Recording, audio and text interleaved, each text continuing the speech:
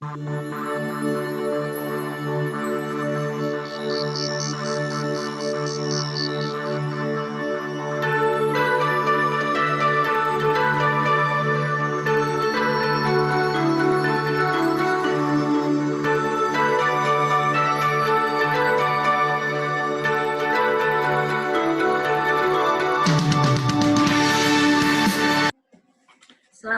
siang kepada Bapak Ibu yang berasal dari daerah Indonesia bagian barat dan bagian tengah, dan juga selamat sore kepada Bapak Ibu yang baru bergabung dari Indonesia bagian timur. Baik, selamat datang Bapak Ibu semuanya, selamat bergabung di dalam sesi tanya jawab webinar sesi 1. Pertama-tama kami dari panitia mengucapkan terima kasih kepada Bapak Ibu yang mana hari ini dapat bergabung kembali di dalam sesi tanya jawab. Kami mengucapkan terima kasih mewakili panitia. Kami sangat menyambut baik akan hal ini. Bapak Ibu masih mau belajar bersama di dalam sesi tanya jawab hari ini. Yayasan Insan Prima memiliki 3 sekolah. Yang pertama TK Nasional Insan Prima, SD Nasional Insan Prima, dan SMP Nasional Insan Prima. Kemudian nanti tanggal 6 Juni, Bapak Ibu, tanggal 6 Juni di waktu pukul 13.30 sampai dengan 15.30 akan ada webinar sesi 2. Maka dari itu kami mohon bagi teman-teman, Bapak Ibu guru yang memang belum bisa mengikuti, nanti bisa mengikuti kembali bersama dengan kami. Silakan Pak Henry, bisa di-share flyernya Pak Henry. Webinar sesi 2 di minggu ini, hari Sabtu, dengan judul Kompetensi Guru dalam Penyelenggaraan Pendidikan Abad yang ke-21.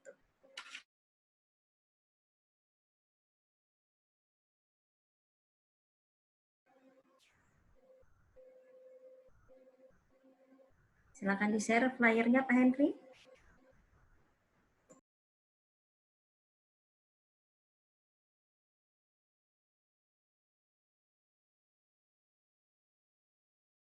Ini dia flyernya Bapak Ibu.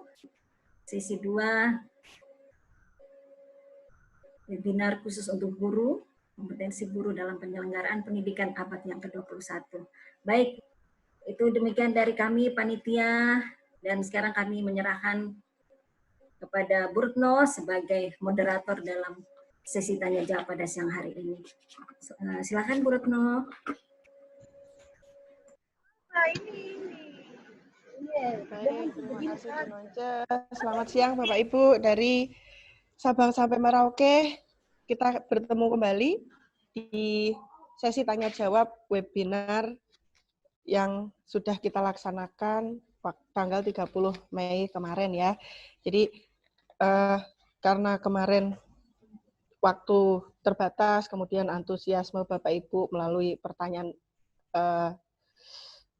cukup banyak juga, jadi kami belum sempat menjawab semuanya, makanya kami siapkan waktu hari ini untuk menjawab pertanyaan dari Bapak Ibu. Ya, selamat siang Pak Iwan. Selamat siang Bu Retno, selamat siang Bapak Ibu semuanya. Ya, Pak Iwan, jadi hari ini sesuai yang saya janjikan kemarin ya Pak ya, dengan teman-teman dari Sabang sampai Merauke, hari ini kita siapkan waktu untuk menjawab pertanyaan dari teman-teman yang sudah mengikuti webinar sesi 1 kemarin, Pak Iwan. Nah, mungkin ada beberapa teman yang mungkin sudah kemarin apa ya yang dibicarakan gitu.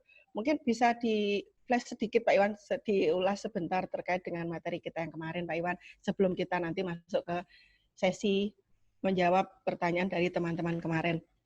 Monggo Pak Iwan. Ya. Oke, terima kasih. Selamat siang Bapak Ibu. Selamat siang. Oke, saya dari daerah mana Bu saja Bu? Ini Bu? Ada dari Papua? Ada dari Papua, ada Pak, dari Nabire itu Papua ya Pak ya? Ya. Oh, tapi belum ada yang masuk Pak, mungkin terkendala sinyal ya Pak ya. Ini, ya. Jadi dari Yalimo juga ada. Baik, terima kasih. Ya. Oke. Baik, rupanya sudah cukup banyak juga yang bergabung.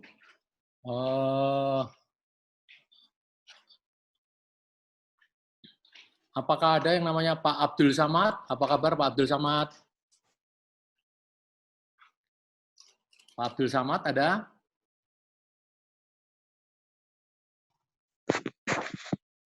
Halo Pak Iwan. Selamat siang Pak Abdul Samad. Selamat siang Pak Iwan. Ya, Pak Abdul Samad dari mana Bapak? Dari Jambi Pak. Dari Jambi. Aduh, jauh sekali ya. Oke, Bapak mengajar di mana Pak Abdul Samad? SMK 2 Sungai Penuh, Kerinci. Oke. Baik, baik, baik. Sedang musim apa Pak di sana sekarang? Sekarang musim manggisnya udah habis sekarang Pak. Lagi panen Pak. Ya, ya, ya. Mudah-mudahan nih Pak, nanti di sana juga menjadi penghasil manggis yang luar biasa ya. Alhamdulillah Pak. Ya, ya, ya. Kalau daerah wisatanya apa Pak? Yang bisa di-share ke teman-teman di sana ada daerah wisata apa? Ada biasanya Danau Kerinci, Ya. Panas, Muruk, Oke. Bukit Kayangan di Ya. Kota Sungai Penuh. Gitu. Baik. Ya. Oke, terima kasih Pak Abdul Samad. Selamat datang di forum ini. Mudah-mudahan nanti kita bisa berdialog dengan teman-teman semuanya. Saya bisa belajar dari Bapak Ibu, kita semua saling membelajarkan. Terima kasih Pak Abdul Samad ya atas kehadirannya. Baik. Apakah ada yang namanya Ibu Dian Nurul? Ibu Dian Nurul ada? Ada, Pak. Oke, selamat siang Bu Dian Nurul. Siang, Pak. Oke, Ibu Dian dari mana Ibu Dian? Dari Bekasi, Insan Prima. Oke ya. Oke, baik. Terima kasih Bu. Siapa Iya, lagi Pak ya? Iwan. Saya acak ini. Aduh, saya tulisannya agak kecil. Baik. Kalau gitu nanti sambil jalan ya, kita akan sapa satu persatu. Apakah masih ada yang di ruang tunggu? Kalau ada di ruang tunggu, mungkin bisa kita persilahkan masuk juga. Ya, sebentar ya Pak ya. Ya.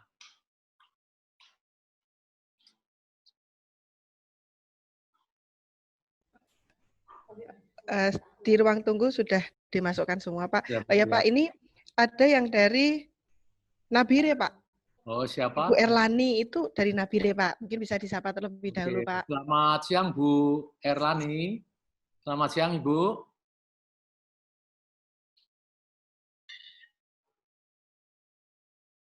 Ya, suaranya, speakernya belum dibuka. Oke, selamat siang Bu Erlani. Ya, selamat siang Pak. Selamat siang ya. Oke. Papua sudah sore Pak. Sudah sore. Oh ya, berarti di sana sudah 3:30 ya? Iya Pak. Oke, baik ya. Mudah-mudahan Ibu terus menjaga idealismenya supaya menjadi guru yang lebih luar biasa lagi ya Bu Erlani ya. Amin, amin. Makasih Amin, Pak. ya. Selamat berjuang Ibu sebagai pendidik yang luar biasa. Ya, selamat datang di forum ini. Ya, terima kasih Bu Erlani. Apakah ada yang namanya Bu Mulyani? Ibu Mulyani? Ibu Mulyani ada?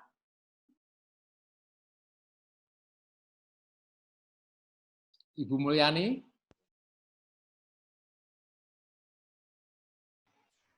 Iya Pak. Ibu Mulyani. Masih di mute, teman-teman. Ibu Mulyani masih di mute, tolong. Ya.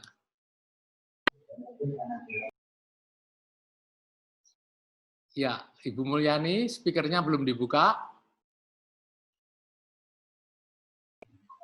Iya, Pak. Ya, selamat siang Bu Mulyani. Selamat siang, Pak. Ibu Mulyani dari mana, Ibu? Saya dari Jakarta, Pak. Dari Jakarta. Ibu Kayu mengajar di Selatan. mana? Kenapa, Pak? Mengajar di mana? Saya kebetulan, Pak, kepala sekolah, udah kepala sekolah. Oke, ya luar biasa. Ya. Makanya saya ingin ikut seperti ini. Saya ingin memotivasi guru saya, Pak. Oke. Di Sama-sama sekolah apa, Ibu? memotivasi guru saya. Di sekolah apa, Ibu? Ibu Mulyani? Apa SD, nama Pak, sekolahnya? SD. Hah? SD? SD Hutan Kayu Selatan. SD. Oke. SD Negeri atau Hutan Kayu swasta? Selatan. Negeri atau swasta, Ibu? Negeri, Pak. Oke, ya baik. Negeri, luar Pak. biasa. Luar biasa Ibu ya. Iya, Mudah-mudahan jadi pemimpin yang iya. bisa memberikan satu gagasan-gagasan baru dalam dunia pendidikan. Oke, selamat datang Ibu. Iya. Mudah-mudahan nanti kita bisa saling bertukar Terima cerita. kasih Bapak. Oke, selamat siang Ibu. Ya, baik. Nanti kita akan Siang, Pak. Selamat siang Ibu. Selamat siang. Oke, baik Bapak Ibu semuanya, kemarin di slide terakhir gitu ya, di 2 slide terakhir saya menjelaskan kita semua sekarang ini berada di posisi mana. Ya, Bapak Ibu menjadi menarik ketika saya menanyakan ya satu pertanyaan yang sama kepada guru gitu ya. Bapak atau Ibu ketika suatu saat saya bertemu, mengapa Anda menjadi guru gitu ya? Ternyata jawabannya macam-macam gitu. Ya, ada yang memang ingin ikut mengembangkan pendidikan di tanah air, ada yang memang karena jawaban praktis, Pak saya dulu sekolah pendidikan sehingga saya tertarik untuk menjadi guru. Ada juga yang karena Pak sebetulnya saya belum menemukan passion saya sebagai guru. Nah, apapun itu jawabannya, rupa-rupanya bahwa guru ke depan ini memiliki satu tantangan yang sama gitu. Bagaimana kita mentransformasi diri untuk merah putih sehingga kita nantinya bisa memberikan satu perbaikan di dalam pendidikan, ya, setidak-tidaknya adalah melalui dari lembaga atau mata pelajaran atau di unit kerja di mana kita berada. Nah, yang paling sulit adalah ketika kita mentransformasi diri, apakah kita siap untuk berubah? Ya, siap untuk berubah itu tidak bisa diminta orang lain untuk berubah, tetapi lebih akan luar biasa kalau dalam diri kita ada keinginan untuk berubah. Berubah menjadi apa? Tentu saja berubah menjadi satu guru yang lebih karena kesadaran diri, karena kemauan sendiri memberikan yang lebih baik buat bangsa dan negara. Ya, nah guru yang siap berubah biasanya begitu juga dengan siap belajar. Nah dari mana belajar? Nah Bapak Ibu saat ini pendidikan kita itu kalau orang mengatakan begini gitu, banyak tanpa sadar kita sebagai guru itu menggunakan pendekatan pedagogi hitam atau black pedagogi. Nah, black pedagogi itu mengatakan begini, kalau kita sebagai guru hanya mengisi benak-benak murid itu dengan pengetahuan, dan diharapkan setelah itu murid dapat mengambil pengetahuan yang sudah diberikan gurunya untuk memberikan respon, untuk bersikap, untuk berperilaku sesuai yang dibutuhkan. Nah, tentu saja ini tidak bisa. Mengapa begitu? Karena zaman sudah berubah. Ya, zaman sudah menuntut kepada setiap anak agar respon yang dia tunjukkan itu bisa membawa satu kebaikan buat orang-orang di sekitarnya. Nah, kesiapan belajar Bapak Ibu semuanya ya untuk mengenal hal yang baru, untuk memahami apakah saya masih menggunakan pedagogi yang sudah ketinggalan zaman, pendekatan yang sudah tidak lagi tepat di zaman sekarang. Nah, itu Bapak Ibu sendiri yang bisa merasakan dan tahu gitu. Ya, sehingga berikutnya kita bisa melakukan reorientasi ulang di dalam mendidik putra-putri kita. Bapak Ibu, ada satu kebanggaan ketika suatu saat kita bertemu dengan anak didik dan dia mengatakan, Pak, Bu, terima kasih saya sudah menjadi ya misalnya seorang pilot, Pak, Bu, saya bersyukur saat ini saya sudah bekerja di Departemen Luar Negeri. Aduh, itu kebahagiaan yang tidak bisa kita nilai, Bapak Ibu, yang tidak ternilai. Nah, mengapa? Ya, tentu saja jawaban awalnya kalau saya lihat, ada sesuatu yang Bapak atau Ibu guru lakukan untuk anak-anak ini di masa yang lalu. Ya, kesiapan Bapak Ibu untuk berubah, untuk belajar, melakukan reorientasi pembelajaran, dan Bapak Ibu memiliki komitmen, sehingga itulah yang akan menjadikan anak-anak kita akan berhasil. Ya, nah Bapak Ibu di slide terakhir kemarin saya juga tunjukkan apabila kita sudah memiliki komitmen itu, maka kita akan melihat ya bahwa di dalam pembelajaran kita ya ada kompetensi transversal yang kita ajarkan, ada pendekatan kurikulum yang lebih sesuai, ada teamwork di dalam lembaga di mana kita bekerja, ya, sehingga melalui pembelajaran inilah kita bisa menghasilkan sumber daya manusia yang berkualitas, anak-anak yang memiliki kualitas seperti yang dibutuhkan saat ini oleh bangsa dan negara. Ya, dan anak-anak juga memiliki gairah kebaikan untuk berbuat kebaikan bagi orang-orang sekitar. Dan yang sekarang sering dilupakan Bapak Ibu adalah mengapa anak belajar. Itu tidak pernah dijelaskan bahwa endingnya nantinya tujuannya adalah, salah satu tujuan besarnya adalah untuk bangsa dan negara. Ya, nah kalau anak-anak bayangkan itu, kita sudah siapkan untuk itu, nanti saya yakin itu, bahwa pada saatnya negara kita ini adalah menjadi negara yang dikagumi oleh banyak negara yang lain, negara yang memiliki kejayaan, dan memberikan kemakmuran bagi rakyatnya. Nah sekarang kalau Bapak Ibu semua, kita semuanya banyak mengeluhkan, ya mengapa kondisi Indonesia seperti ini, gitu ya, yang barangkali masih ada ketidakpuasan. Sebagai guru kita harus menjawab, ada hal yang lebih, ada hal yang lain yang kita harus lakukan bersama-sama. Ayo kita transformasi diri, ya, kita berikan komitmen. Komitmen untuk apa? Memiliki kesediaan hati, ada kesiapan hati. Ya, ciptakan kesempatan belajar. Coba komitmen untuk membawa pendidikan ke arah masa depan bangsa. Komitmen untuk menciptakan karya-karya baru di dalam pembelajaran Bapak Ibu. Komitmen agar Bapak Ibu lebih memiliki manfaat atau kegunaan. Nah, mengapa ini perlu saya tekankan sebelum nanti saya menjawab pertanyaan, apakah secara langsung dari Bapak Ibu atau melalui pertanyaan kemarin begitu, ya? Bapak Ibu, sekarang inilah saatnya kita untuk merenung pada diri sendiri. Apa yang sesungguhnya saya sudah lakukan untuk bangsa dan negara.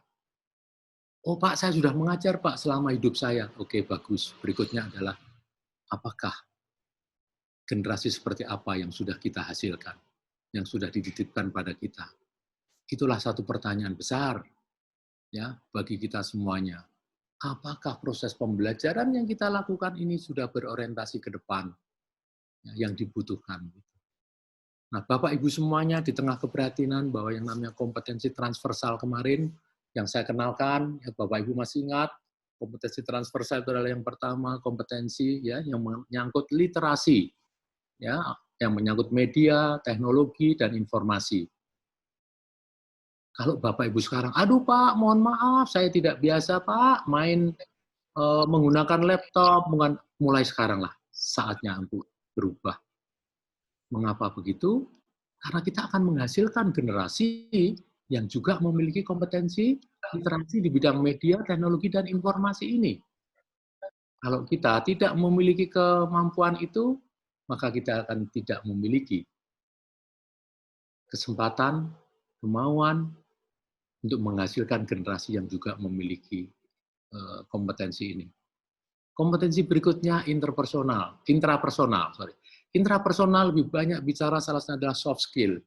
Sejauh mana Bapak Ibu sudah memiliki kemampuan ya untuk memiliki kemampuan berkomunikasi, kemampuan untuk memecahkan masalah, kemampuan untuk mengeluarkan gagasan, kemampuan mengatasi berbagai konflik, kemampuan untuk bekerja sama, itu semua adalah kemampuan yang ada dalam diri Bapak Ibu. Mengapa Bapak Ibu memerlukan itu? Karena Bapak Ibu akan mengajarkan ini kepada anak-anak melalui proses pembelajaran. Ya, Bapak Ibu melalui mata pelajaran, percayalah kompetensi ini kemungkinan akan tidak termuat. Tetapi melalui proses pembelajaran, maka Bapak Ibu bisa tunjukkan bagaimana mengembangkan anak di dalam kemampuan intrapersonal ini. Ya, berikutnya adalah kemampuan interpersonal. Ya, membangun relasi yang baik antara seseorang dengan orang yang lain, ke depan itu, sekarang dan ke depan sudah sangat dibutuhkan. Ya, kalau saya ditanya teman-teman saya, mengapa anak saya belum dapat pekerjaan? Mengapa kok karir anak saya mandek-mandek saja seperti ini begitu? Dan saya katakan, apakah anakmu memiliki kemampuan transversal? Apa itu? Saya katakan, salah satunya adalah kemampuan untuk interpersonal, berhubungan dengan orang yang lain. Wah, anak saya pinter, saya percaya. Anak saya matematikanya 10, saya yakin, saya percaya. Anak saya IPA-nya juga 10, saya percaya. Tetapi apakah dia memiliki kemampuan untuk mengemukakan gagasan-gagasannya? Apakah dia memiliki kemampuan untuk berhubungan dengan baik dengan manusia yang lain? Inilah tantangan buat kita semua, Bapak Ibu. Kalau kita memiliki itu, akan lebih mudah kita mengajak anak-anak untuk mengembangkan kompetensi ini. Ya, kompetensi berikutnya apa? Kompetensi berikutnya itu adalah kemampuan berpikir kritis. Tantangan kita bagi guru-guru yang sekarang berumur katakanlah di atas 50 tahun, ya seperti saya ini gitu. Itu dibesarkan kalau misalnya di dalam istilah panggilannya itu generasi X ya, antara tahun 65-an sampai tahun 75-an gitu. Nah, rata-rata orang seperti ini gitu ya, yang besar, yang kita dibesarkan termasuk saya, tidak di dalam lingkungan teknologi yang maju seperti sekarang ini, ya, memiliki satu tantangan besar, agar kita juga mau belajar kekinian. Sehingga ketika apa yang kita ajarkan, ada yang nyambung antara hati kita, antara pikiran kita dengan anak-anak. Nah, repotnya apa? Kalau sekarang ini anak-anak mengeluarkan pendapat yang berbeda, kita mengatakan, anak ini kok berani ya dengan orang tua. Padahal mungkin saja, bukan karena berani, tetapi dia memiliki kemampuan untuk berpikir kritis. Nah, ini yang harus kita kembangkan itu. Bapak, Ibu semuanya, kalau sekarang itu, misalnya, melihat apakah itu film, apakah itu satu cerita, fragmen, atau sesuatu kejadian, cobalah latih kemampuan berpikir kritis kita. Gitu. Ada apa di balik itu, di balik kejadian itu? Apa yang saya bisa pelajari? Gitu. Mengapa hal itu bisa sampai terjadi? Gitu. Nah, kalau kita sudah membiasakan bertanya seperti itu, maka biasanya kita juga dengan senang hati akan memberikan kesempatan kepada anak-anak untuk mengemukakan gagasan. Ya, jadi kemampuan anak untuk berpikir kritis dan inovatif, artinya apa? Kemampuan menciptakan lebih dari sekedar kreatif kalau saya mengatakan. Hal-hal yang baru, hal-hal yang lebih segar, yang lebih kekinian, itulah yang harus kita pelajari saat ini dan kita kuasai. Ya, Bapak Ibu, saya mau tanya gitu. Seberapa kenal Bapak Ibu kalau saya menyebutkan ada yang namanya 420? Ada yang kenal 420? 420? Ada yang kenal 420 untuk Bapak Ibu, guru?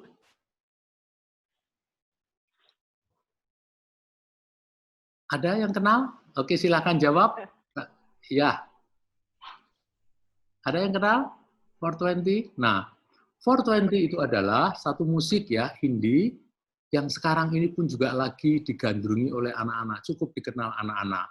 Ya, ada beberapa lagunya, ada Fana Merah Jambu, ada Zona Nyaman. Nah, itu lagu-lagu anak sekarang. Saya dengan kesadaran melihat YouTube anak-anak muda ini gitu, ya. Dengan kita melihat berbagai jenis musik yang sekarang ada di anak-anak, maka nanti kita akan lebih mudah ketika nyambung pembicaraan dengan anak-anak muda di sekitar kita seperti itu. Ya, apakah Bapak Ibu kenal Next Carlos? MG Dalenaf, apakah Ibu ada yang kenal? Diodoran, apakah Bapak Ibu ada yang kenal?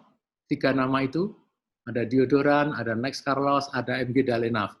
Apakah Ibu-ibu, Bapak-bapak ada yang kenal dengan nama-nama ini?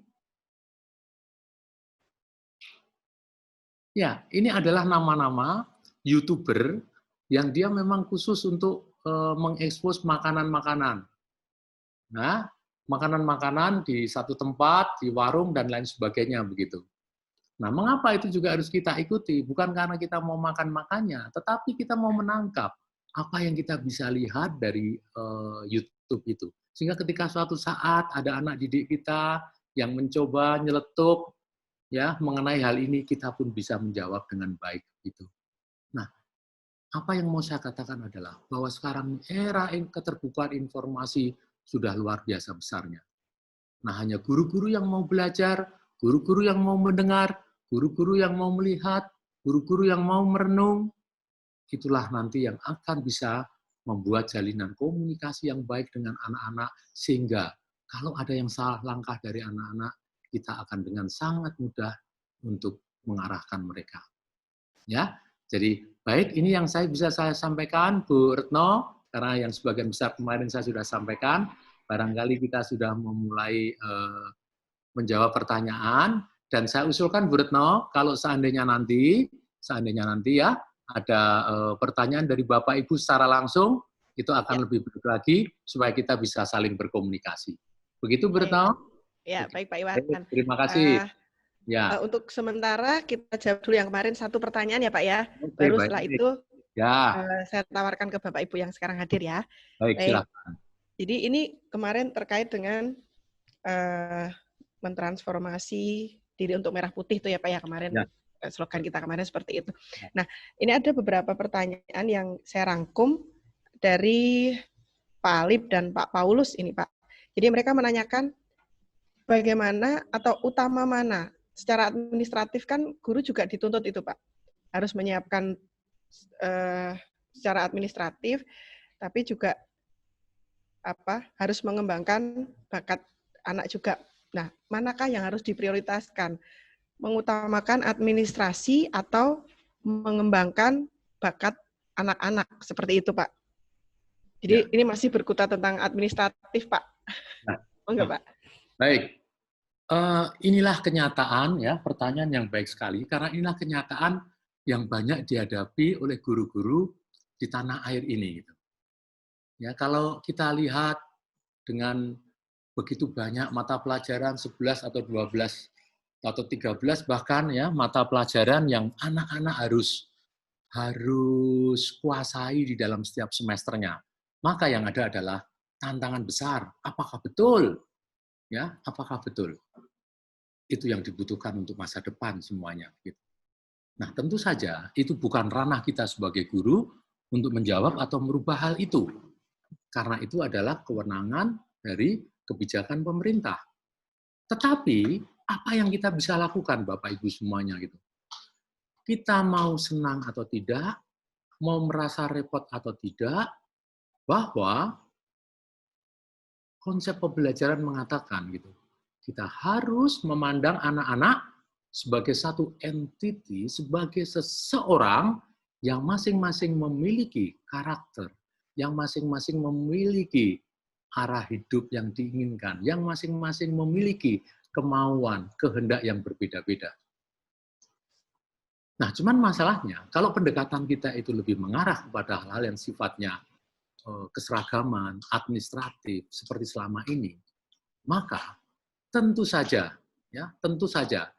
itu tidak akan mampu mengembangkan siswa dengan segala macam perbedaannya ini.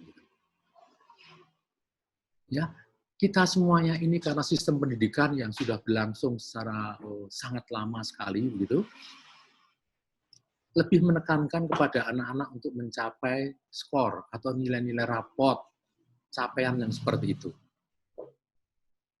Ya, ketika saya mulai bekerja di beberapa perusahaan, saya baru tahu bahwa nilai raport saya ternyata tidak berarti apa-apa untuk hidup saya. Karena apa? Ternyata ada soft skill, ya, kemampuan intrapersonal, interpersonal, berpikir kritis. Itulah yang ternyata mengantarkan banyak orang untuk sukses. Pak, kalau begitu bagaimana nih Pak? Satu sisi saya dituntut untuk menyelenggarakan pembelajaran berdasarkan ketentuan-ketentuan dari pemerintah, dan secara administratif saya melakukan berbagai penilaian. Oke, itu tidak bisa kita tolak. Tetapi sekarang kita bayangkan, apakah ada peluang untuk memperbaiki agar anak-anak juga belajar mengenai kompetensi transversal tadi. Kemampuan presentasi misalnya. Ya, itu bisa nggak dilakukan? Oh, sangat bisa. Misalnya kita membentuk satu kelompok-kelompok kecil, kemudian diminta untuk membahas sesuatu, dan mereka bisa menyampaikan gagasannya di situ. Gitu. Nah, tentu saja Bapak Ibu guru juga harus belajar bagaimana teknik presentasi yang baik, sehingga kita bisa langsung mengarahkan pada anak-anak cara sikap berdiri, cara bicara, bagaimana mengatasi grogi, misalnya seperti itu. Tarik nafas, pandang kepada audiens, mulailah dengan mengucapkan salam, dan lain sebagainya. Jadi inilah yang mau kita siapkan untuk masa depan gitu. Sekarang berkaca dari ke pengalaman kita masing-masing sebagai guru. Coba kita refleksi. Apa yang kita terima di TK, SD, SMP, SMA? Berapa banyak yang sekarang ini bermanfaat untuk hidup kita? Saya lebih ingat kepada guru TK saya, Ibu Tim namanya dulu, yang dia begitu dengan kesabaran mendidik anak-anak gitu. Saya lupa apa yang diajarkan, tetapi melalui beliau, saya melihat ada sosok guru yang luar biasa.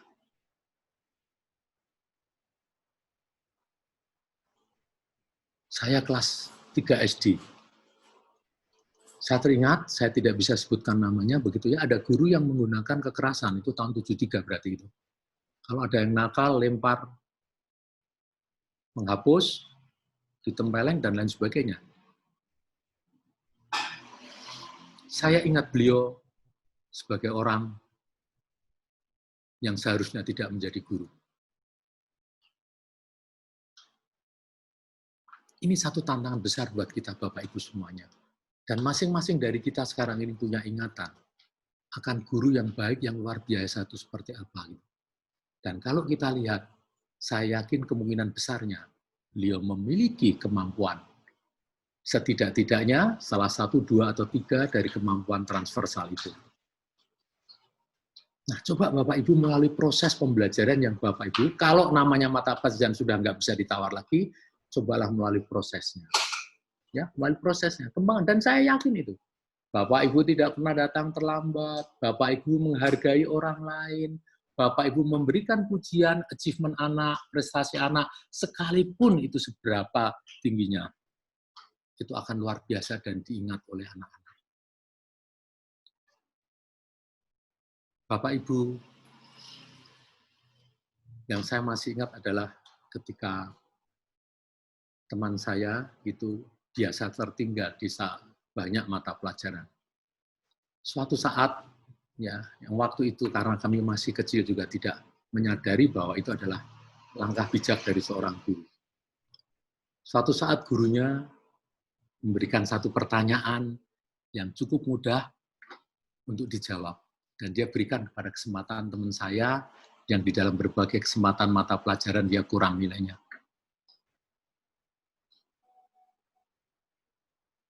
Dia diminta untuk menyebutkan gitu ya, beberapa nama kota yang ada di Jawa Tengah. Jambul mungkin di Semarang, Bapak Ibu gitu ya. Dan ternyata ya, anak ini bisa menjawab. Dia jawab kota-kota yang dekat. Demak, Bu, bagus. Apalagi Kudus, bagus. Yang keluar dari mulut Ibu ini adalah bagus, bagus, bagus.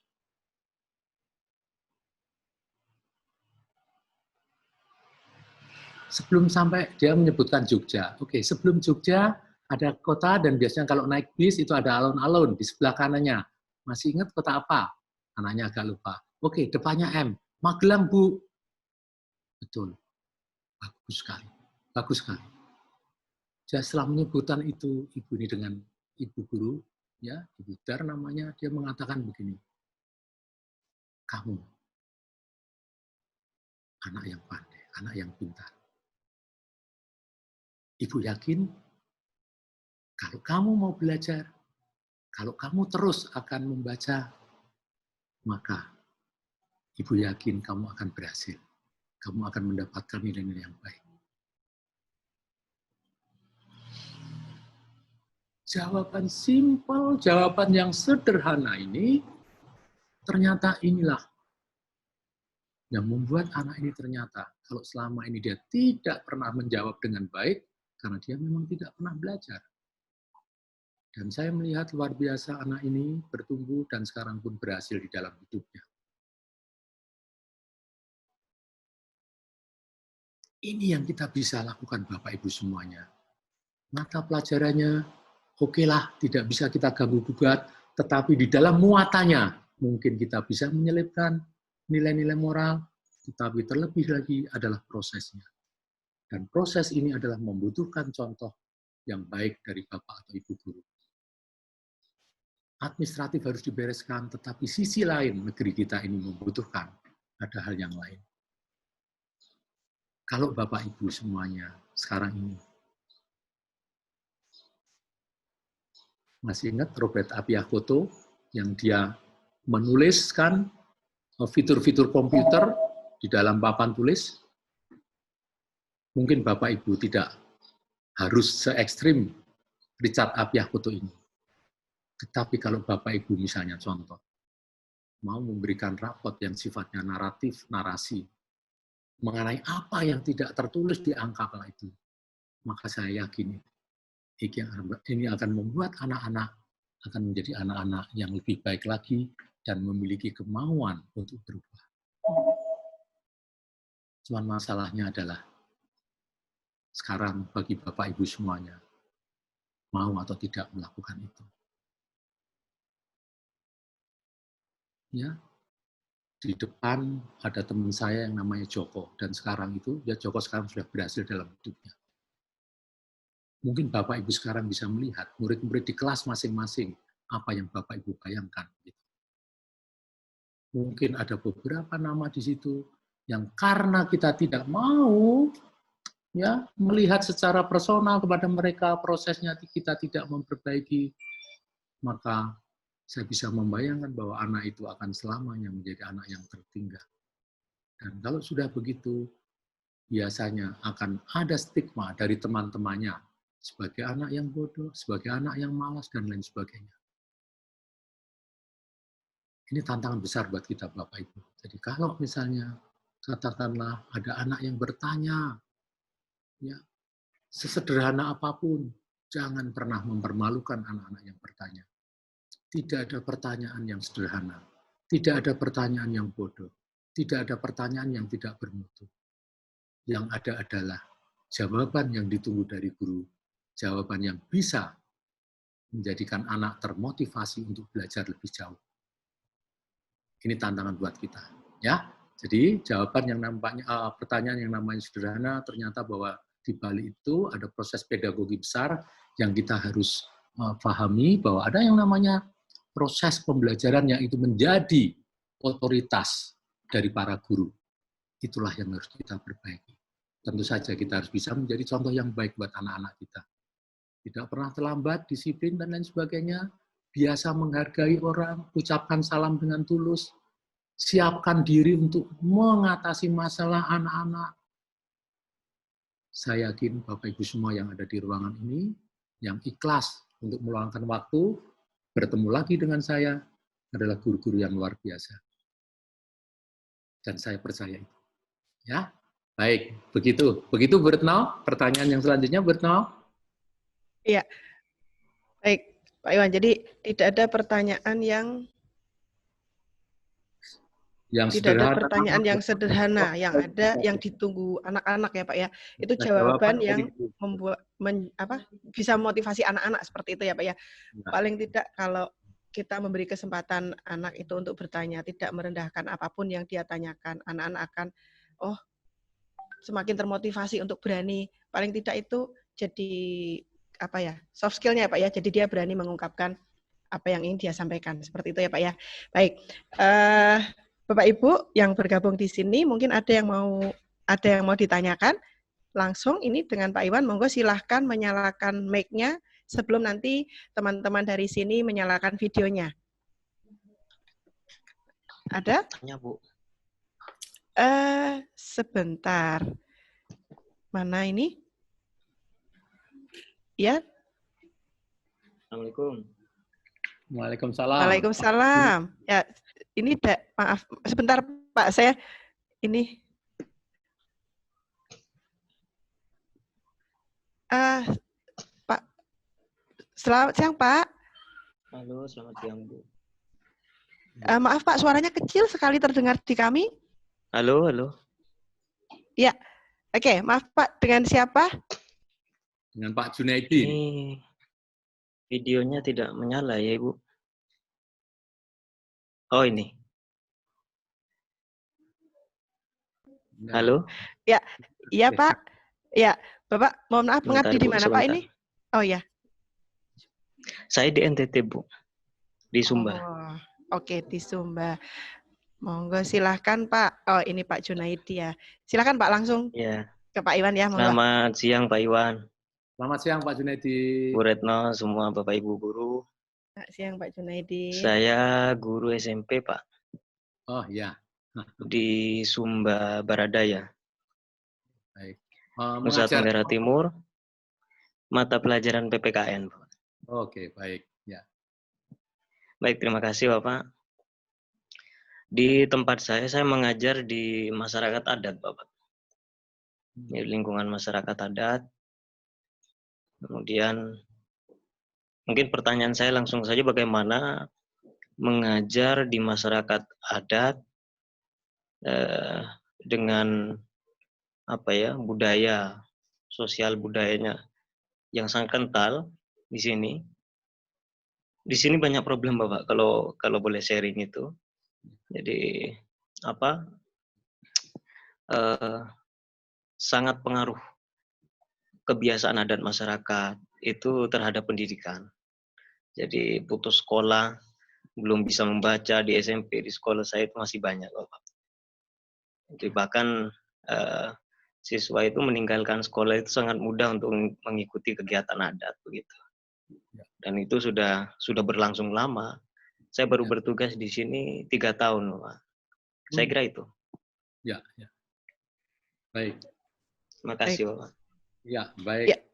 Ya, oke ya. Terima kasih ya. Terima kasih. Oh, mungkin tambahan, Bapak. Oh ya, monggo, silakan. 20% di Indonesia ini kan 20% masyarakat adat, Bapak. Dan kebetulan di tempat saya begitu. Jadi tantangannya lumayan berat di sini.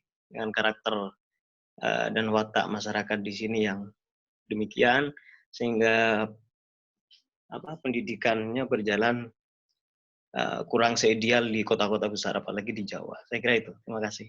Ya. Baik, terima kasih Pak Junaidi. Ya, jadi pertanyaannya terkait dengan adat masyarakat di sana ya Pak ya, yang bisa dibilang kurang mengutamakan pendidikan seperti itu ya Pak ya. Monggo Pak Iwan, silahkan. Oke. Baik. Ini memang tantangan besar ya Pak Junaidi gitu ya. Kemarin saya memberikan contoh mengenai Andrea Safiraco. Ya, Andrea Safiraco itu seorang guru di Inggris begitu. Dalam konotasi yang berbeda, kurang lebih ini mengalami masalah yang sama dengan Pak Junaidi gitu. Ya, ketika dia mengajar di tengah-tengah mata pelajaran, anaknya pulang. Besoknya nggak datang. Ya, atau datang terlambat. Guru baru ini kemudian mencoba terjun untuk memahami apa yang terjadi dengan masyarakat yang agak dekat dengan kota London pada waktu itu. Ternyata di situ adalah satu pemukiman dari masyarakat yang di Inggris itu masyarakat bawah.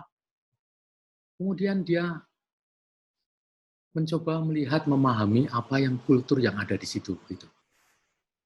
Nah, luar biasanya, Ibu Andira ini ya, Andira nanti bisa juga di browsing seperti itu. Dia akhirnya mencoba menyesuaikan kebutuhan belajar itu dengan kondisi siswa, sambil dia mengedukasi orang tuanya yang ada. Suatu saat misalnya, contoh itu ya, ketika dia, mengapa kamu kemarin tidak hadir? Mohon maaf Bu, saya harus bekerja. Saya harus membantu orang tua saya karena kebetulan untuk bahan makanan sudah habis. Suatu saat lagi yang lain ditanya, mengapa kamu pulang lebih awal? Karena saya harus menjemput adik saya, karena orang tua saya tidak bisa menjemput, harus bekerja. Jadi, si Andrea ini juga diperhadapkan dengan satu masalah besar, bagaimana kultur di situ tidak mendukung anak-anaknya untuk belajar. Karena anak-anaknya hanya diarahkan, apa yang kamu hadapi sekarang, itulah hidupmu. Kalau kamu lapar sekarang, carilah makan untuk hari ini. Seperti itu. Nah, sehingga ini sangat menyulitkan dia untuk anak-anak untuk belajar. Gitu. Nah, sehingga dia mulailah membuka kelas-kelas kecil untuk anak itu ya, di luar jam-jam yang wajar. Dan perjuangan dia menjadi satu perjuangan yang luar biasa, karena dia mendapatkan penghargaan sebagai guru, dan institusinya luar biasa, karena secara bertahap bisa meningkatkan kesadaran untuk belajar. Gitu. Nah, rasanya, kalau untuk merubah bagaimana paradigma orang tua, ya, dirubah, rasanya ini memang perlu perjuangan berat. Apakah itu melalui pemuka adatnya, melalui pemerintah daerah, bahwa yang namanya belajar saat ini adalah merupakan kebutuhan masa depan.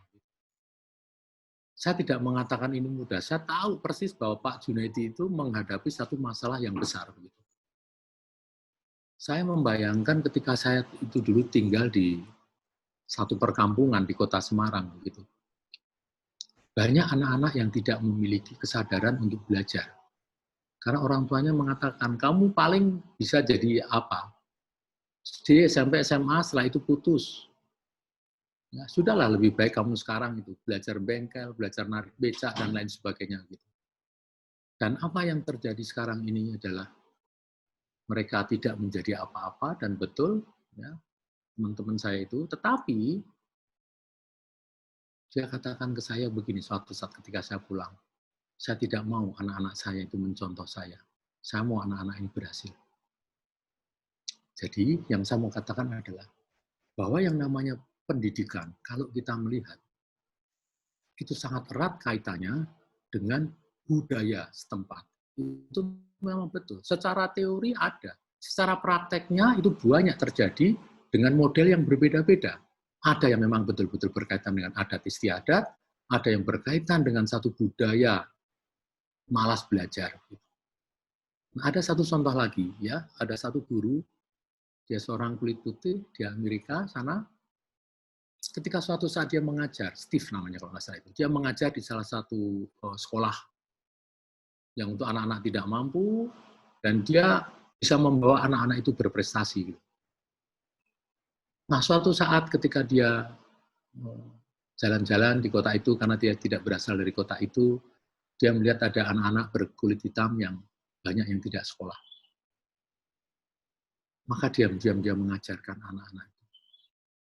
Ya, mengajarkan anak-anak itu, dan malam-malam dia mengajak anak-anak jalanan itu untuk menyelundup ke sekolah, dia mengajar untuk anak-anak belajar praktikum apa yang ada di situ. Ini kisah nyata. Ya. Dan ternyata melalui usaha yang sangat keras anak ini bisa belajar. Kemudian berkesempatanlah anak-anak itu bersekolah di sekolah sederhana di situ dengan fasilitas yang sangat minim. Suatu saat diadakan lomba ya, mengenai Olimpiade fisika suatu. Sekolah-sekolah yang lain, sekolah-sekolah yang kaya begitu. Wah, dia dengan gampang, penuh rasa percaya diri, mengungkapkan jawaban-jawabannya dengan luar biasa. Kemudian tibalah sekolah ini. Ketika anak-anak ini mulai presentasi, dia sudah dihindari rasa gugup yang luar biasa. Mengapa begitu? Wah, karena sorak-sorai yang nada mengejek itu di belakang banyak sekali. Sehingga ketika ditanya oleh juri, sekelompok anak ini, ya, karena bergu itu tidak bisa menjawab. Lalu gurunya mengeluarkan bola dari tasnya. Gurunya memegang bola itu, ya, gurunya ada di tempat duduk penonton, kemudian bola itu dipegang-pegang untuk ditunjukkan kepada anaknya. Dan setelah itu anak-anak dia yang di depan itu tadi tahu, oh, pertanyaannya mengenai itu. Kemudian dia jawablah itu. Ya, rupa-rupanya guru-gurunya itu sudah mengajarkan bagaimana mempraktekkan teori fisika itu dalam praktek. Nah, anak-anak ini dengan pendekatan praktek lebih mudah menjelaskan melalui prakteknya. Dijelaskanlah semua begitu ya. Dan akhirnya juri terbelah. Ini benar nggak jawabannya? Sebagian juri mengatakan jawabannya betul. Justru itulah praktek dari teori fisika yang ada. Tapi ada juri yang mengatakan salah karena dia tidak berdasarkan teori. Melalui perdebatan panjang akhirnya sampai pada kesimpulan jawaban anak itu benar. Ya, jawaban kelompok kecil anak ini benar. Luar biasa, dan akhirnya dia mendapatkan tepuk tangan itu. Ya, akhirnya sekolah itu mendapatkan pengakuan, dan di sanalah muncul iklim untuk belajar anak-anak tertinggal di sana. Nah, Bapak Ibu semuanya, apa yang diperjuangkan Pak Junaidi, saya tahu itu tidak mudah. Pak Junaidi, yang saya katakan adalah, jangan pernah putus asa Pak Junaidi. Saya lihat dengan niat baik Bapak, mudah-mudahan Pak, kalau ada 30 murid Bapak, Bapak bisa selamatkan 1, 2, 3, 4, 5, itu sudah luar biasa. Kalau nanti Bapak bisa selamatkan semua, saya berharap itu akan muncul Junaidi-Junaidi baru di tempat sana. Merubah kultur itu sangat sulit. Tapi saya yakin Bapak mengerti persis kondisi di sana, dekati dengan hati, mudah-mudahan masih ada anak, berapapun jumlahnya yang Bapak bisa selamatkan di sana. Bapak Ibu sharing sedikit ketika kami mengadakan atau membuka poros guru Sabang Merauke ini. Ketika saya dulu mengajarkan anak-anak dari timur, kemudian berikutnya saya kenal dengan guru-guru di Jawa Tengah, saya dan teman-teman berkeliling di Jawa Tengah untuk memberikan kursus-kursus gratis kepada guru-guru. Dari situ saya tahu bahwa banyak guru-guru yang belum berkesempatan untuk mendapatkan workshop, training, atau apapun dengan berbagai alasan. Ya, di masing-masing daerah di Indonesia. Nah, oleh karena itu, kami dari para pengurus yayasan, ya, saya, ada Pak Windoto, ada Bu Erlin, ada Pak Eko, kemudian ada juga dengan para pimpinan di Sekolah Insan Prima, ada Bu Nonco, Bu Retno, Bu Venus, Pak Kris, Bu Feti, ya, Bu Emi, dan yang lain-lain, Pak Bayu. Kita mencoba sekarang ini memberikan manfaat dengan kita menyediakan sarana webinar ini. Kami berharap setelah ini nanti, ya, poros guru Sabang Merauke akan menjadi tempat yang menyediakan seminar-seminar untuk guru, dan bahkan nanti ada saling sharing antar guru-guru dari berbagai daerah.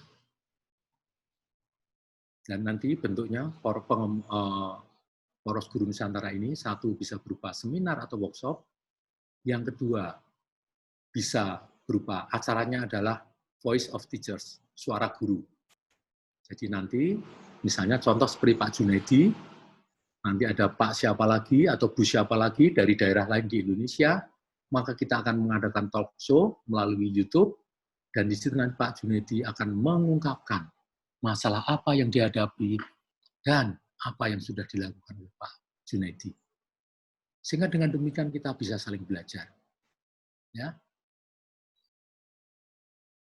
Bentuk acara yang ketiga, kita akan melakukan satu diskusi-diskusi barangkali dengan kelompok yang lebih kecil antar kita semuanya. Ayo, apa yang kita lakukan untuk bangsa dan negara ini.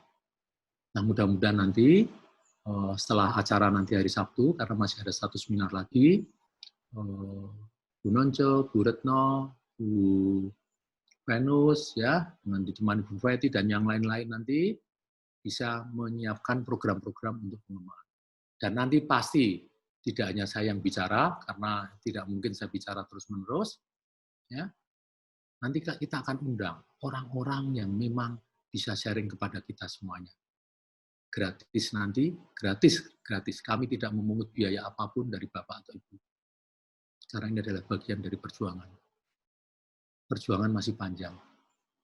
Dan saya bisa katakan, Pak Junaidi, ada banyak contoh orang-orang guru seperti Pak Junaidi. Nah, mudah-mudahan Pak Junaidi nanti bisa menjadi guru yang menginspirasi. Ya, ingat, kultur itu ada yang bisa kita rubah, ada yang tidak bisa kita rubah. Kultur masyarakat. Ya, artinya sulit untuk berubah. Tetapi yang paling penting janganlah putus asa. Dari 20 anak putus sekolah, kalau Bapak bisa selamatkan 1 atau 2, 3, sekarang sudah sangat bagus. Dan saya yakin lama-lama nanti kesadaran akan muncul. Ya. Semangat terus Pak Junaidi, saya bangga, saya senang memiliki teman, memiliki sahabat seperti Pak Junaidi di daerah NTT sana. Jangan patah semangat Pak, yang paling penting lakukan, Bapak berpikir, jangan pernah menyerah. Ya, oke. Baik, terima kasih Bapak. Pak Junedi tetap semangat ya Pak Junedi ya. Nanti saya pengen di acara Semangat, Pak. berikutnya Pak Junedi tampil sharing mengenai kesulitan-kesulitan apa yang bisa dan apa yang Bapak bisa lakukan sehingga nanti Bapak bisa menginspirasi guru-guru lain di tanah air. Siap, Itu, Pak terima Junedi, kasih ya. Pak. Terima Oke. kasih Bapak, terima kasih ilmunya. Ya. Pak. Baik.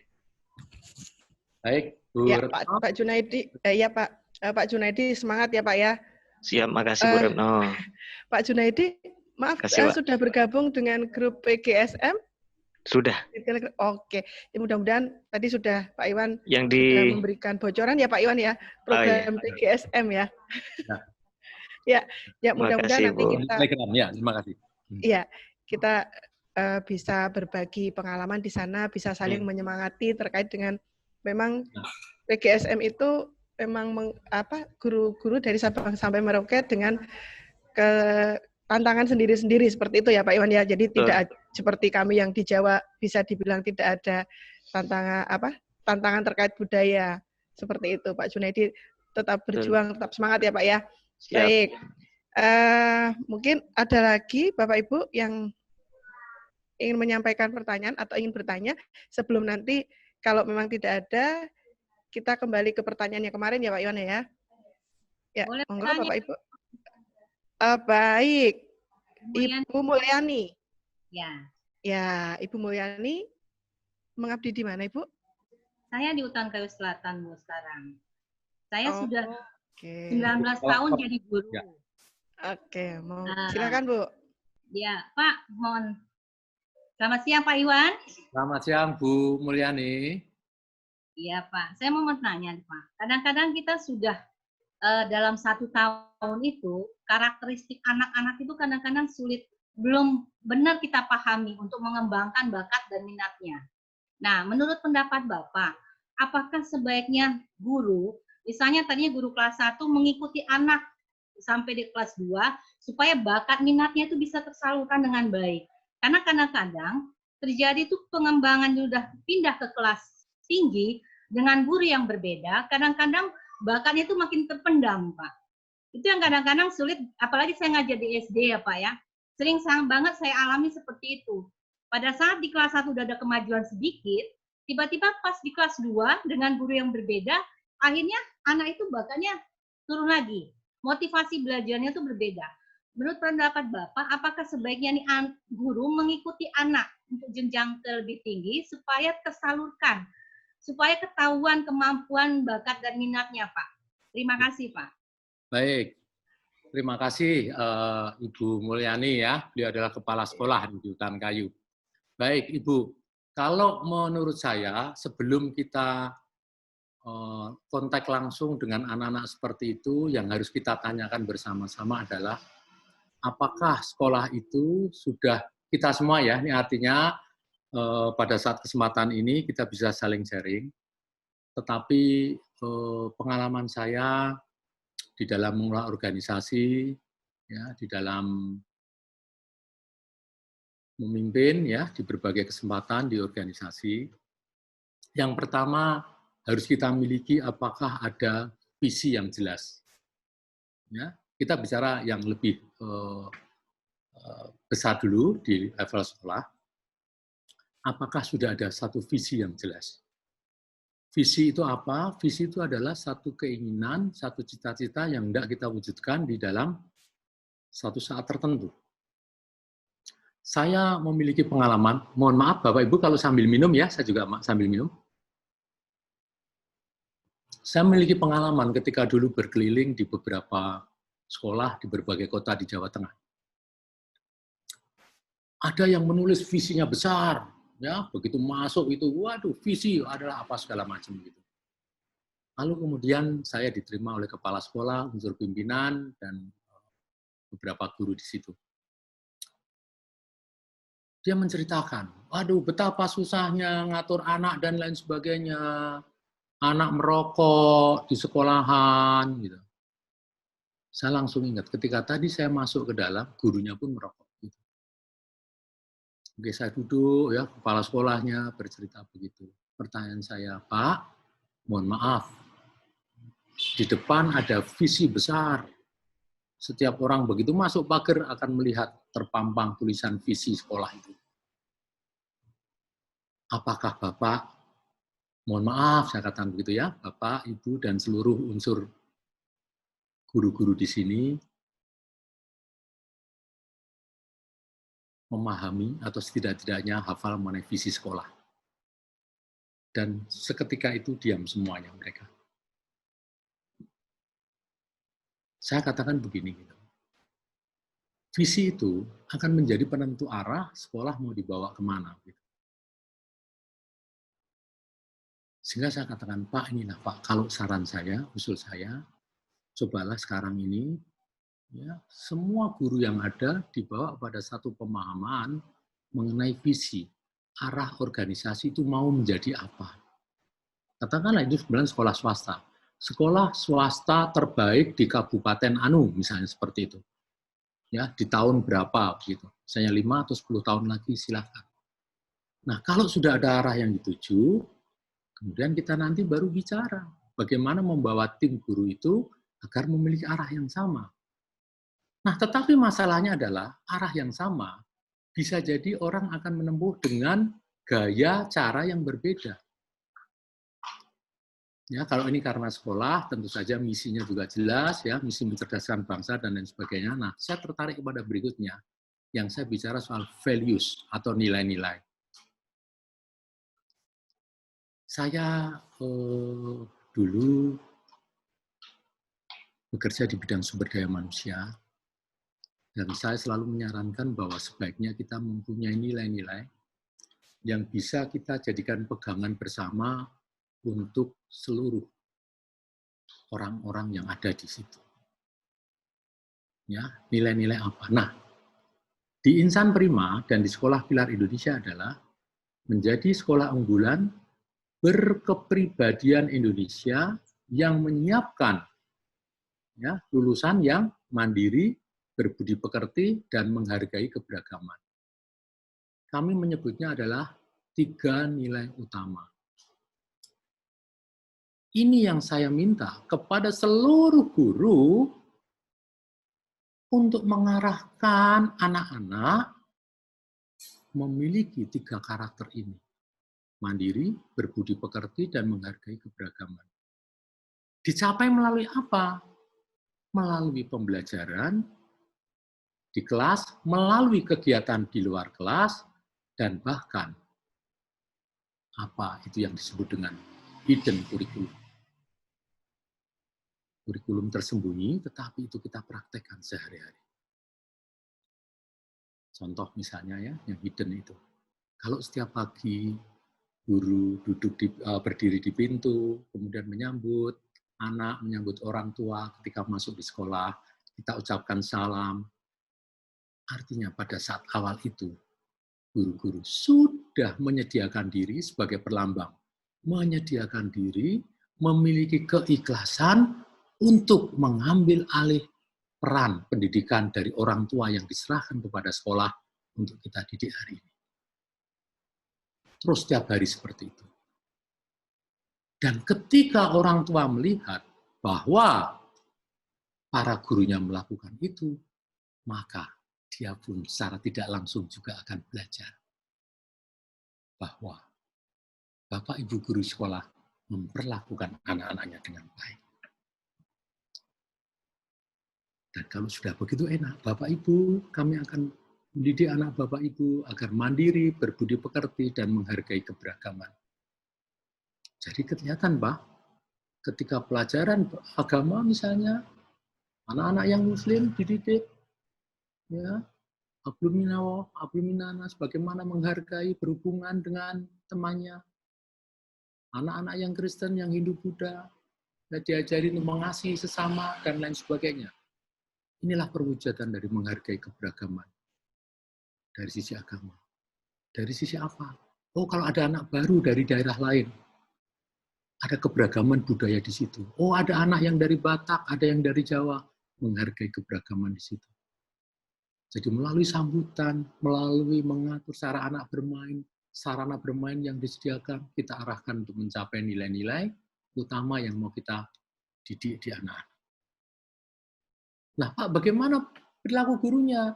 Apakah harus mandiri juga, harus berbudi pekerti dan berfirman? Oh, tentu saja. Harus. Bagaimana mungkin kita mau mentransformasi anak kalau kita tidak memiliki perilaku tersebut?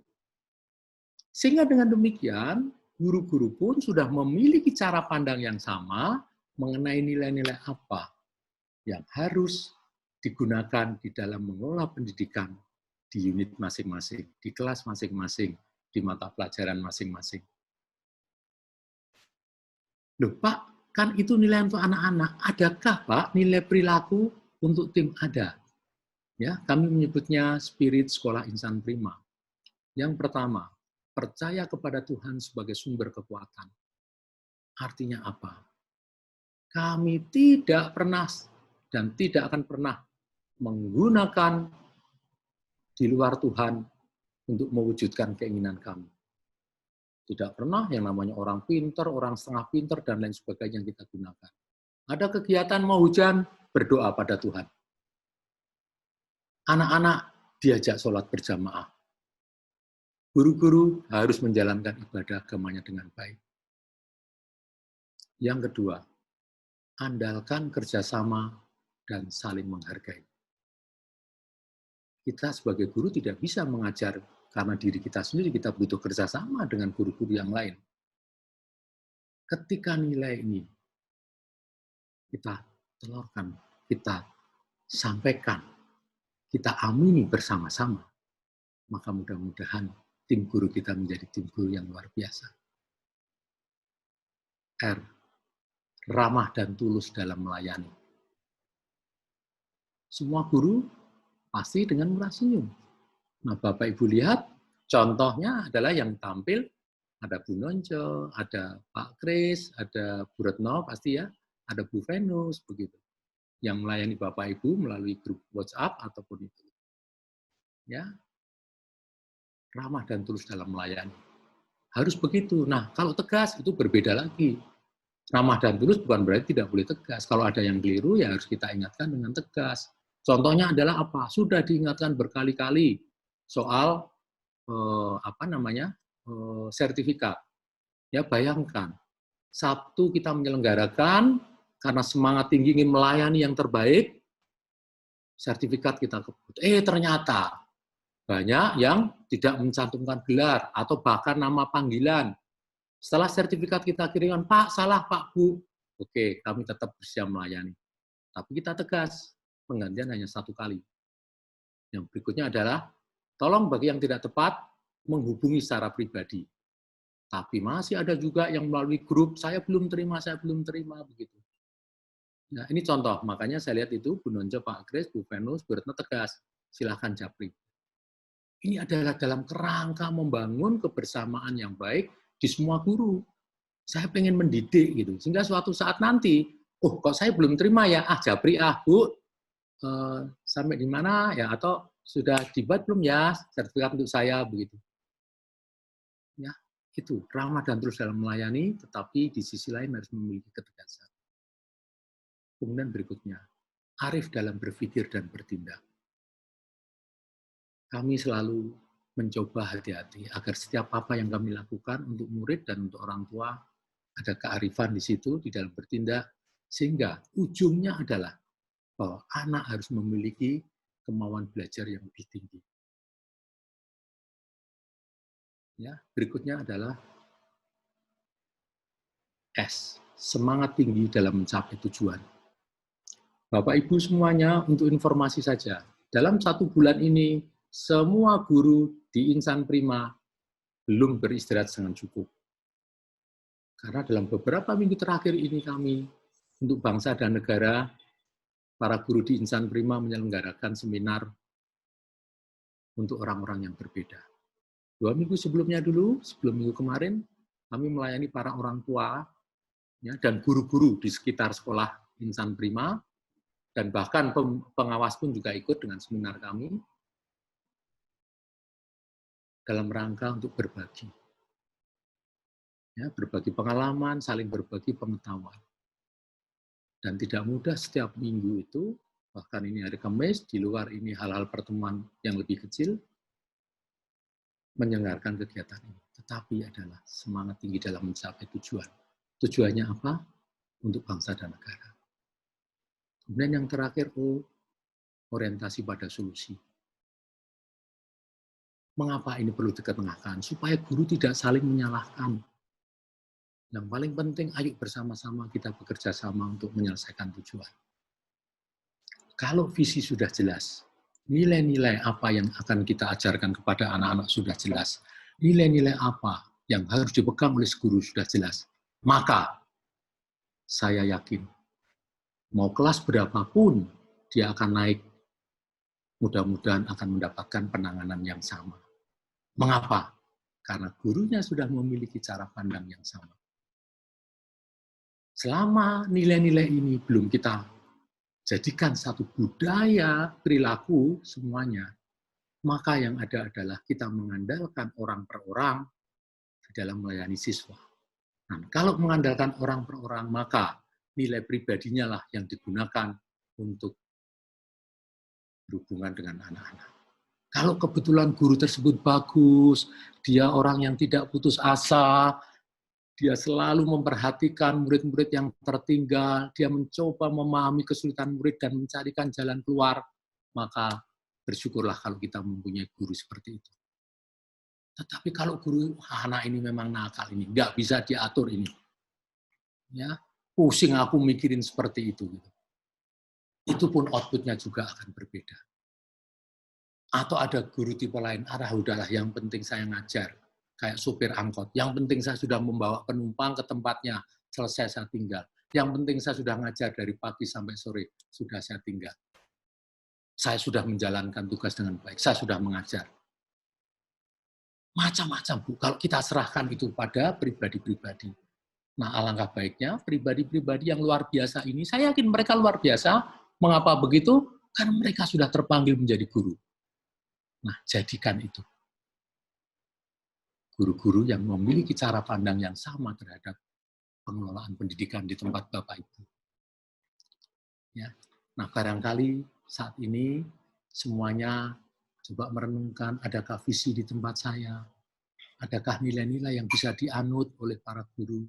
Adakah nilai-nilai utama yang bisa diajarkan kepada siswa yang menemani anak-anak tidak hanya belajar soal akademis saja, tapi yang lebih penting adalah bagaimana perilaku itu menyertai anak-anak.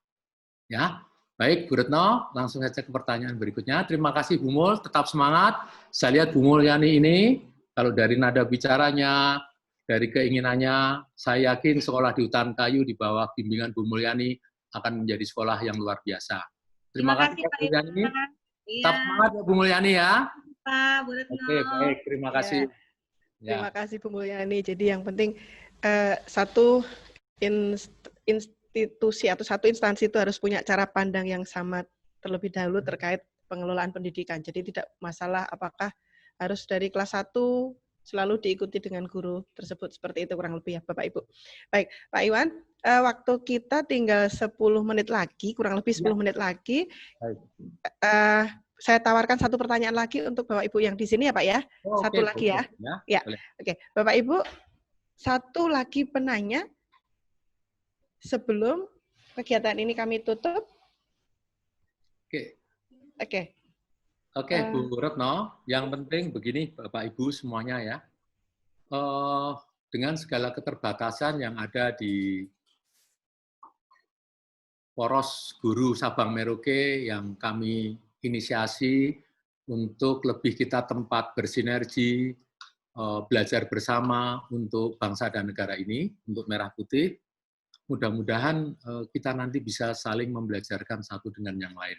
Nah, tentu saja karena kami yang memulai, maka kami terlebih dululah yang sharing mengenai pengalaman, mengenai nilai-nilai, mengenai apa yang kami lakukan dan diharapkan kita lakukan. Nah, ke depan nanti ada 3 jenis kegiatan, ya, ada seminar atau workshop. Seminar atau workshop pun nanti juga akan kita bagi. Ada kelas besar, kelas menengah, ya kelas besar itu yang seperti diikuti sekarang kemarin Bapak Ibu, yang pesertanya total di atas 200 orang ya, karena total yang ternyata tertarik untuk bersama-sama belajar mengenai kompetensi abad 21, Indonesia Guru abad 21 ini, dalam tempo 2 hari ketika dibuka sudah 500 lebih yang berminat itu. Nah, sehingga akhirnya bukan terpaksa, kita adakan menjadi 2 gelombang seperti itu. Nah, nanti Bapak Ibu semuanya juga akan mendapatkan kesempatan untuk bicara, apakah melalui seminar atau workshop ya, kelas besar, kemudian kelas sedang, yaitu pesertanya 75 sampai 100 orang, kemudian kelas-kelas fungsional. Saya tidak mengatakan kelas kecil, tapi kelas fungsional. Nah, nanti kelas fungsional ini kita akan membahas mengenai hal-hal yang sifatnya lebih spesifik. Ya, misalnya contoh gitu ya, bagaimana belajar Photoshop misalnya. Hal yang namanya simpel-simpel seperti itu. Terus bagaimana misalnya merancang kurikulum yang berbasis misalnya ya perilaku, perubahan perilaku dan lain sebagainya. Nah, itu yang sudah ada kebutuhan khusus yang lebih kecil. Nah, tentu saja dengan segala keterbatasan, tentu saja Bapak Ibu tidak bisa setiap minggu untuk ikut di dalam workshop tersebut. Nah, kita harus berbagi kesempatan dengan teman-teman yang lain.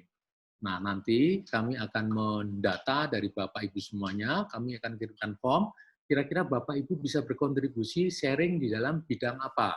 Sehingga dengan demikian nanti, Bapak Ibu nanti juga bisa memberikan untuk bangsa dan negara melalui sharing apa yang sudah dikuasai oleh Bapak Ibu semuanya.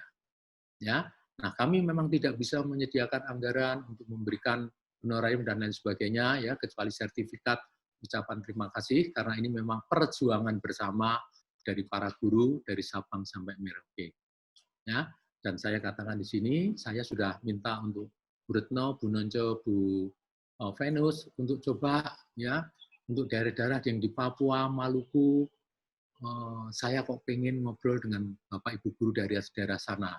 Kemudian saya pengen ngobrol untuk teman-teman di daerah Nusa Tenggara, daerah Sulawesi, daerah Kalimantan, Sumatera, dan semua wilayah-wilayah di Indonesia. Ya, nah tentu saja harus bersabar karena mengingat dengan segala keterbatasan tempat, waktu, tenaga, biaya dan lain sebagainya. Karena ini kami betul-betul mandiri, ya. Kami tidak mendapatkan bantuan dari siapapun selain memang kami bersepakat apa yang kita bisa berikan untuk bangsa dan negara, sekalipun itu hanya kecil, ayo kita lakukan bersama-sama. Ya, seperti itu. Baik, Bu Retno, apakah ada yang mau disampaikan atau sudah cukup sampai di sini? Tetapi sebelumnya saya ingin mendengar pandangan, pendapat dari Bapak Ibu. Silahkan dari mana saja Bapak Bu Retno, mungkin bisa memberikan usulan, memberikan pandangan, komentar atau apapun juga mengenai kegiatan ini yang memang masih sangat embrio, prematur ya karena masih muda sekali. Nah, kami memerlukan masukan ya, silahkan berkomentar Bapak Ibu. Saya meminta untuk Bapak Ibu bisa memberikan masukan kepada kami dan untuk kita semuanya. Silahkan, Bu Retno, monggo. Ya, baik. Mungkin satu yang saya perlu sampaikan di sini, Pak Iwan, tadi bahwa untuk bergabung dengan PGSM tidak dipungut biaya apapun, ya Pak ya? Betul, tidak dipungut biaya apapun juga. Ya, itu.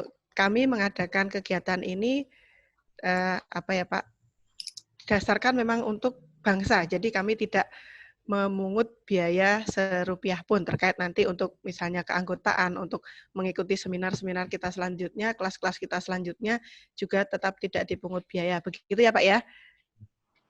Ya.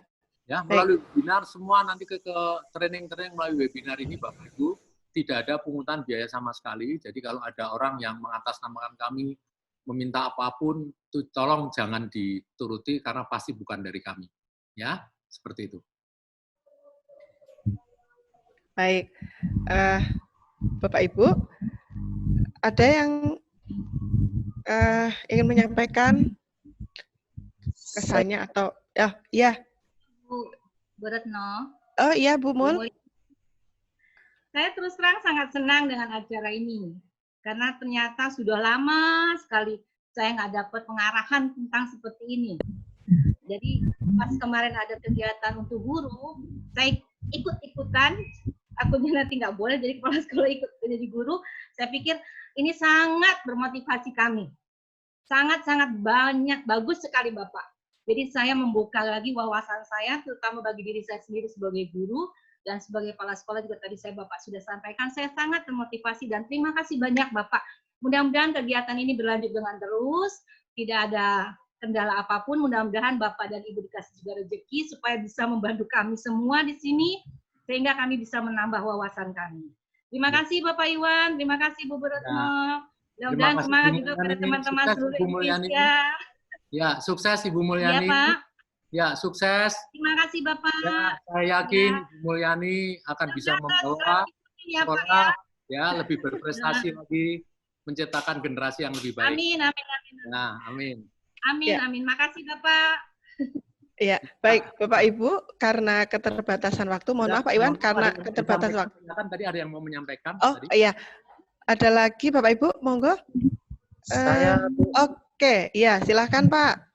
dari Sumeneb Madura, Pak Heru. Oh Pak Heru, ya Pak Heru. Ya. Bapak mohon maaf bisa menyalakan videonya Pak. Ya, Bu, ntar. Oke, masuk Bu. Ya, masuk. Iya Pak, Heru, ya Pak masuk Heru. Pak. Oh siap. Terima kasih Pak Iwan juga bersama tim, Bu Retno dan kawan-kawan. Alhamdulillah kami mulai tadi mengikuti dan luar biasa sekali, cukup memberikan semangat dan kami sampaikan apresiasi.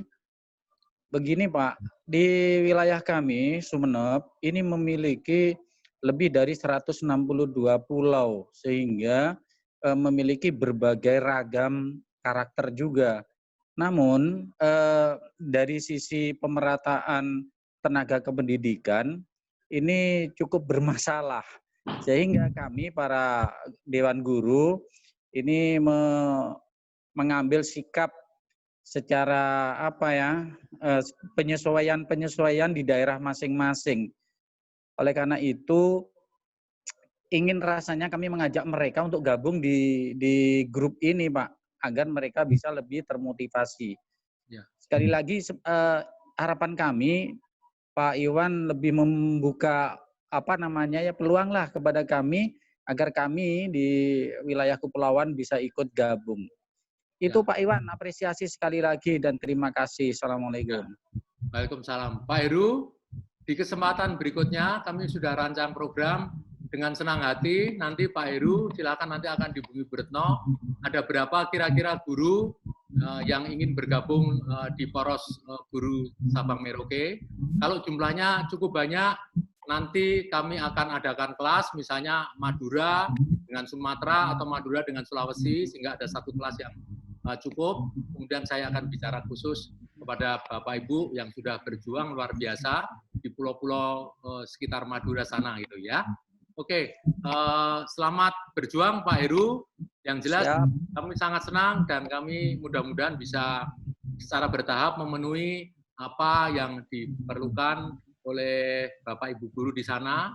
Yang jelas saya sangat bangga, saya sangat mengapresiasi perjuangan Bapak Ibu guru, baik yang ada di wilayah Madura ataupun di berbagai wilayah pelosok di tanah air ini. Ya, yang paling penting kita sebagai guru adalah sebagai agen perubahan. Jangan pernah menyerah, berikan yang terbaik untuk bangsa kita. Terima kasih Pak Heru ya. Siap Pak Iwan. Terima kasih Pak Heru ya. Oke. Baik. Wow, terima kasih Pak Heru. Kita siapkan ya Pak Heru ya. Pak Iwan kita siapkan untuk yang dari Madura ya Pak ya. Oke, baik. Baik. Cukup untuk pesan live seperti ininya ya Pak ya. Nanti mungkin Bapak Ibu yang ingin menyampaikan kesannya dengan kegiatan ini bisa melalui chat langsung ditujukan ke saya, Bu Venus ataupun saya saya Pak ya. Sebentar. Monggo, yang Pak. masih bergabung di ruangan ini ya, silakan nanti barangkali bisa menyampaikan kepada ibu-ibu, Bu Retno, Bu Nonce atau Bu Venus dan Bu Peti ya, untuk kira-kira daerah mana yang memang memerlukan akses untuk bisa bergabung di dalam webinar kita. Nah, nanti ke depan, itu bagi Bapak Ibu yang memang belum bergabung, itu silakan nanti kami akan berikan prioritas pertama kali. Jadi nanti untuk kegiatan setelah minggu depan, nanti kami akan berikan kesempatan bagi Bapak Ibu yang belum mengikuti. Nah, nanti bergiliran sampai lagi ke teman-teman gelombang pertama ini untuk Pak Heru, Bu Mulyani, dan lain sebagainya. Nah, nanti kita akan menjadikan ini sebagai satu wadah berkomunikasi yang jelas, ya, motonya adalah bersinergi, belajar bersama untuk bangsa dan negara. Itu adalah moto kita bersama. Ya, baik. Terima kasih Bapak Ibu. Monggo Bu Retno, saya persilahkan. Ya, terima kasih Pak Iwan. Bapak Ibu, seperti yang disampaikan Pak Iwan tadi ya, slogan kami bersinergi, belajar bersama, belajar bersinergi, belajar bersama untuk bangsa dan negara. Bangsa dan negara. Bapak Ibu, baik. Sepertinya memang teman-teman apa ya Pak, antusias untuk sharing tidak terkait administrasi pembelajaran terus, tetapi terkait motivasi seperti itu ya Pak ya. Mudah-mudahan nanti kita bisa memenuhi harapan mereka untuk mengadakan webinar di beberapa daerah yang memang untuk webinar pertama dan mungkin kedua besok belum sempat kita jangkau, seperti itu ya Pak Iwan ya. Baik Bapak Ibu, karena keterbatasan waktu hari ini, jadi diskusi kita kali ini cukup sampai di sini. Yang terpenting yang saya note tadi, kita jangan hanya mentransfer ilmu ke anak-anak, tidak hanya sebatas kognitif saja, tetapi ada kompetensi transversal yang harus kita sampaikan juga, kita siapkan untuk anak-anak kita supaya mereka bisa menghadapi tantangan kehidupan di masa yang akan datang. Seperti itu kurang lebihnya. Baik, Bapak Ibu, sebelum ruang meeting ini kami akhiri, boleh Bapak Ibu menyalakan kameranya, teman-teman host, teman-teman co-host, kita foto terlebih dahulu. Jadi ini dari Sabang sampai Merauke lagi Pak Iwan, dari Timur Indonesia, dari Sumatera juga ada. Baik, oke. Teman-teman co-host silakan untuk sesi fotonya.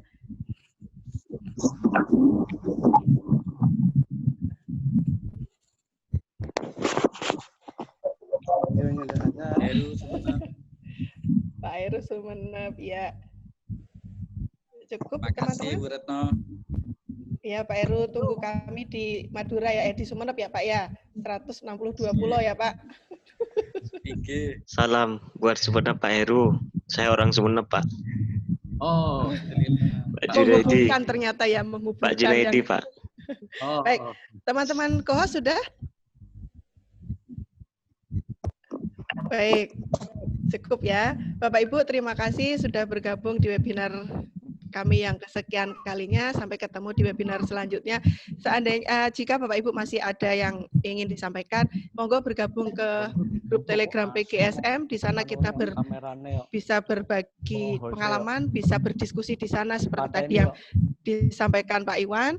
Program PGSM ada 3 yang utama tadi, workshop, talk show, kemudian ada konsultasi atau bisa dibilang sharing seperti itu ya.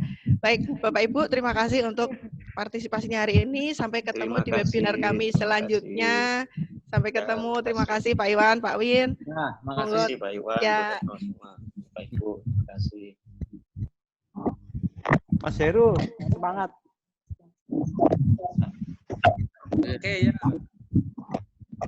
Siap Pak Junaidi.